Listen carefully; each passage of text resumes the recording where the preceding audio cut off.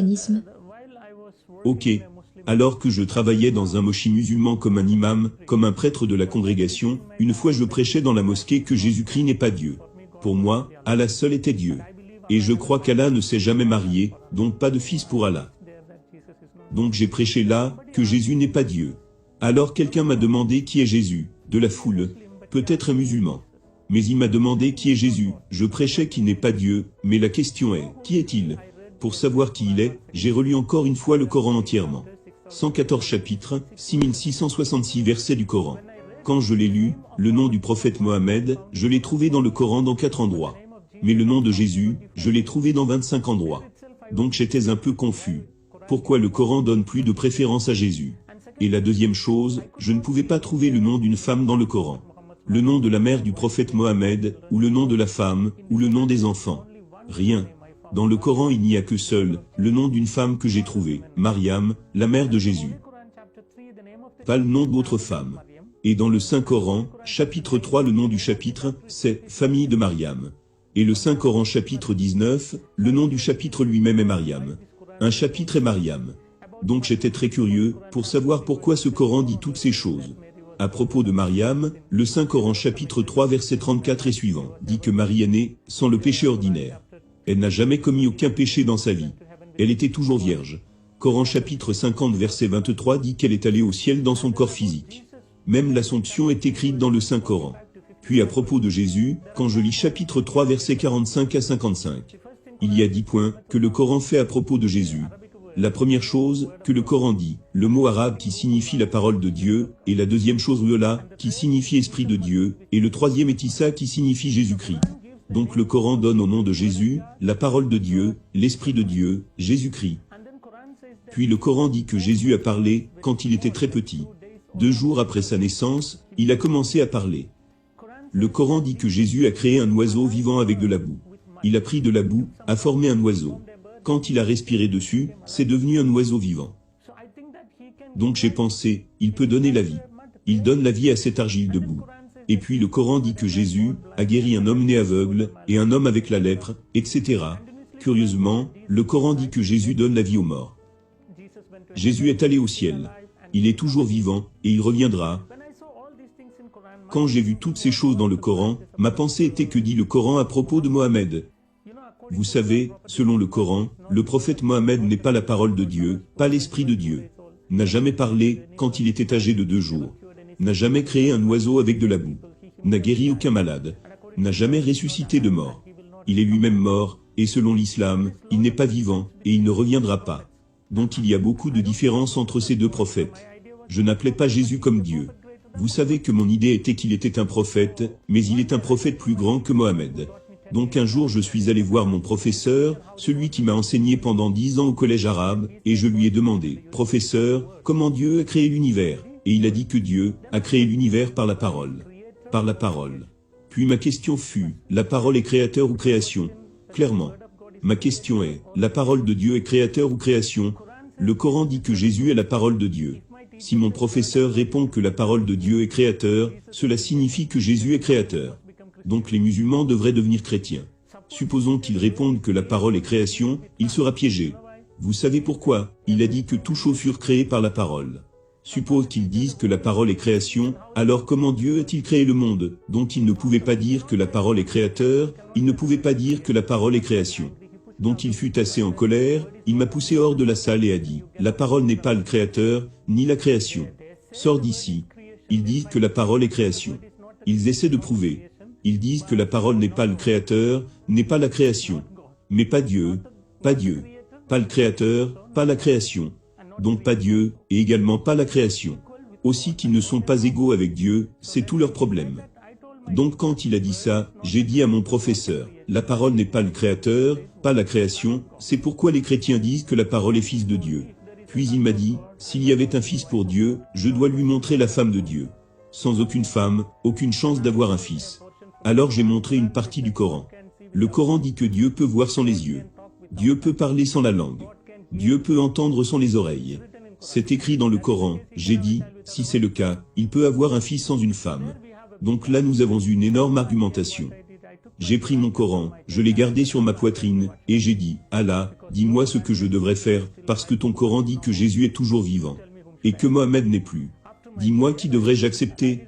Après ma prière, j'ai ouvert le Coran. Quand j'ai ouvert le Coran, j'ai vu le chapitre 10, verset 94. Vous savez ce que dit le Coran?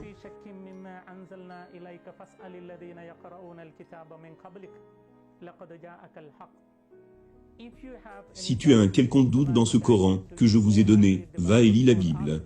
Ou demande aux gens, à ceux qui lisent la Bible. La vérité est déjà révélée. Donc si vous me demandez, qui a fait de moi un chrétien, ce n'est aucun père, ce n'est aucune nonne, ce n'est aucun évêque, ce n'est aucun cardinal, ce n'est pas même le pape. Mais le Saint-Coran m'a converti au christianisme. Donc après avoir vu cela, j'ai décidé d'étudier la Bible, et je suis allé dans un centre de retraite appelé le Centre de la Retraite Divine, qui est en Inde. Nous avons 7 langues de retraite. Beaucoup de personnes y viennent chaque semaine. Vous savez, chaque semaine du lundi au vendredi, il y a retraite résidentielle. Beaucoup d'hindous, musulmans, et chrétiens, et différentes dénominations de partout le monde, les gens viennent là-bas. Donc je suis allé là-bas, pour faire mes études bibliques. C'est comme ça, que j'ai eu une relation avec le christianisme. Ok. Est-ce à ce moment-là, que tu as décidé de devenir chrétien? Ce n'était pas immédiatement après mon arrivée. J'ai assisté premièrement à une retraite, et je n'étais pas très heureux. J'avais moins de 19 ans, pas encore. J'ai terminé mes études, et je travaillais dans un collège arabe. Plutôt, je travaillais dans une mouchi. Donc j'avais moins de 19, et alors que je faisais mes études bibliques, il y a eu beaucoup de points qui m'ont touché dans la Bible. Le premier jour, le Père a lu Jean chapitre 1 verset 1. Au commencement était la parole. La parole était avec Dieu. La parole était Dieu. La parole est devenue chair. Donc mon Saint Coran dit que Jésus est la parole de Dieu. Maintenant la Sainte Bible dit aussi que Jésus est la parole de Dieu. Donc j'ai trouvé les deux, très similaires. Et j'étais heureux de savoir que j'ai besoin du Coran, et j'ai besoin de la Bible. Tous les deux. J'étais dans l'humeur qu'un jour je peux devenir chrétien, un autre jour musulman. Un autre jour chrétien, ainsi de suite. Que j'ai besoin des deux. Pendant que j'y pensais, une autre parole que j'ai entendue c'était Jean chapitre 1 verset 12. C'était une telle parole d'amour pour moi. Parce qu'il est écrit dans la Bible, que si une personne accepte Jésus, Jésus lui donnera le pouvoir de devenir enfant de Dieu. Vous savez dans tous les versets du Coran, Allah appelle les êtres humains, esclaves, et Allah est le maître. Le maître ne peut pas aimer l'esclave. L'esclave ne peut pas aimer le maître. Je n'aime pas être appelé esclave par quelqu'un. Le Coran dit que vous êtes esclave. Mais quand j'ai entendu Jean chapitre 1 verset 12, qui dit « Si vous croyez en Jésus, Jésus vous donnera le pouvoir de devenir enfant de Dieu. » Immédiatement j'ai dit « J'ai besoin de Jésus, parce que je veux être un enfant de Dieu. » De là j'ai commencé à appeler mon Dieu « Papa ». Jusque-là je ne savais pas que je pouvais appeler Dieu « Papa ». Vous savez, Jésus a enseigné la prière en langue araméenne. Notre Père qui est aux cieux.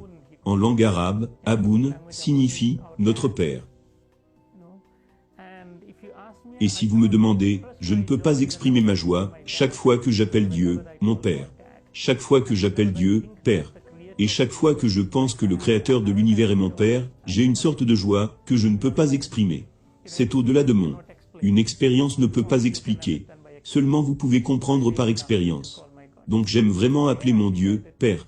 De là j'ai décidé d'accepter Jésus. Donc c'est là que tu as pris la décision de devenir chrétien? Oui. Et l'as-tu dit à ta famille? Non. J'étais resté au centre divin. Et beaucoup d'autres points ont touché ma vie. Et j'ai décidé de devenir chrétien. À ce moment, je manquais à la maison, donc mes parents ont pensé que j'étais dans ma mochi. Et les gens du mochi pensaient que j'étais à la maison. Quand ils ont tous les deux communiqué, ils ont compris que je n'étais pas à la mochi, ni à la maison. Donc ils ont cherché partout. Ils ont donné des avis dans les news, dans beaucoup de journaux, à la télévision, etc. Enfin, ils m'ont trouvé dans le centre de retraite catholique, et finalement mon père vint là-bas. Et c'était horrible, parce qu'il m'a battu sauvagement. Je saignais du nez, et j'étais inconscient. Et il me ramena à la maison. Je ne sais pas comment il m'a pris, mais d'une façon ou d'une autre, il me ramena à la maison. J'étais inconscient. Quand j'ai repris conscience, j'étais dans une petite pièce sans aucun vêtement. J'étais complètement nu. Et mes mains et mes jambes étaient enchaînées avec un cerf. Et je ne pouvais même pas parler, car il y avait de la poudre chili dans ma bouche, nez, yeux et vous savez, partout où il y avait des blessures, sur ma peau, ils ont appliqué du chili là aussi, pour que j'ai des brûlures. Et ils ont fait tant de choses, car il est écrit dans le Coran, dans plus de 18 endroits, de combattre les non-croyants. Et il est écrit dans certains endroits de tuer celui qui rejette l'islam. Donc mon père était en train d'obéir à la loi du Coran. Donc il veut faire quelque chose. Et pendant ces quelques jours, ils ne m'ont pas donné de nourriture ou d'eau, et j'étais séché, et quand mes lèvres se blessaient, j'essayais de lécher le petit saignement, pour mouiller ma gorge. Puis mon frère est venu, et a uriné dans ma bouche. Il disait, c'est la punition pour toi de croire au Christ. Et ensuite, après plusieurs jours, sans nourriture, ni eau, mon estomac est devenu essoré, et mon corps était devenu faible. Et je suis devenu comme un squelette. Finalement, j'ai perdu le pouvoir de ma mémoire. Je ne pouvais même pas penser, parce que pas de nourriture, pas d'eau. Donc comme un homme mort. Je ne sais pas combien de jours, plus de 20 jours dans la chambre. Et un jour, mon père vint dans la chambre, et il retira ma chaîne. Je n'étais pas réveillé. Et il serra ma gorge très profondément, pour savoir s'il y avait la vie dans mon corps. Donc quand il serra très profondément, je ne pouvais pas respirer. Donc quand j'ai ouvert mes yeux, j'ai pu voir un grand couteau dans sa main. Alors mon père dit, c'est ton dernier moment, aucun espoir. Il dit, si tu as besoin d'Allah, je te permettrai de vivre. Si tu as besoin de Jésus, je vais te tuer. Vous savez que j'étais dans les entrailles, tous ont dit que je devrais mourir, mais ils m'aimaient tellement. Ils ont prié, et ils ont eu la vie pour moi. Et maintenant ils veulent me tuer. Donc je ne sais pas. Je connais très bien mon père, il allait me tuer. Donc quand j'ai su que c'est mon dernier moment pour la mort, j'ai pensé, de toutes les façons, Jésus est mort, mais il est revenu. Si je crois en Jésus et que je meurs, moi aussi, j'aurai ma vie. Vous savez, une sorte de joie. Il est mieux de mourir en Jésus. Quand j'ai décidé, soudainement une lumière tomba sur mon front. Une lumière, quelque chose tomba sur moi. Et il y eut comme une sorte de choc électrique, traversant toutes mes veines. J'étais tellement énergique, vous savez, à partir de quelque part, un flux énergétique vint dans mon corps. Et je ne pouvais pas me contrôler moi-même. Il y avait plein d'énergie dans mes os. J'ai retiré la main de mon père. Et j'ai crié, Jésus. Quand j'ai crié, mon père est tombé sur le sol. Quand il est tombé, avec le couteau qu'il tenait, il y eut une grosse blessure sur sa poitrine. Et il y avait des saignements, et une sorte de mucus sortait de sa bouche, et il criait. Et eux tous étaient dans le choc, mes frères et ma mère, mes sœurs. Ils ne savaient pas ce qui se passait. Donc ils pensaient que mon père était déjà mort. Donc ils ont pris mon père, et ont couru à l'hôpital. Quand ils couraient à l'hôpital, ils ont oublié de verrouiller la chambre de l'extérieur. Et j'étais dans une énergie que je ne peux pas vous expliquer, parce que j'étais squelettique, sans nourriture durant plusieurs jours, plus de 20 jours, squelettique mais très énergique. Donc je suis sorti et mis les habits de mon père, j'ai couru pour un taxi, pris un taxi, directement pour aller de là. Sur le chemin, le taximan était un chrétien. Donc il m'acheta des bonbons, des jus et toutes ces choses. Il connaît mes luttes, et il m'emmena à Pota. Et il me contacte même jusqu'à présent. Il est très bon ami à moi, le chauffeur de taxi. Donc je suis allé de nouveau à Pota. Depuis ce jour-là, j'ai réellement compris que mon Jésus est vivant, même actuellement. Quand je l'appelle pour mes besoins. Il m'a sauvé. Ce qui signifie qu'il est présent ici même, alors que je vous parle. Donc c'est ma vie. Partout, je sais qu'il est présent. Car maintenant après ma conversion, il y a 18 ans, je n'ai jamais pensé que les musulmans me permettraient de vivre 18 ans. Et j'ai même prêché au Moyen-Orient, où les Arabes sont venus, rien ne s'est passé. Donc ce qui veut dire que mon Jésus est vivant, et il me protège. Mario, est-ce que ta vie est en danger? Est-ce que les gens essaient de te tuer? Oui. Même après cette expérience, tant de fois ils ont essayé de me tuer. Et à la fin, mes parents, vous savez, ils ont fait une cérémonie funèbre simulée. Vous savez ce que c'est comme un reniement, un rejet. Vous savez ce qu'ils ont fait? Ils ont fait ma statue, et l'ont enterrée dans une tombe. Et ils ont écrit ma date de naissance, et la date de ma mort.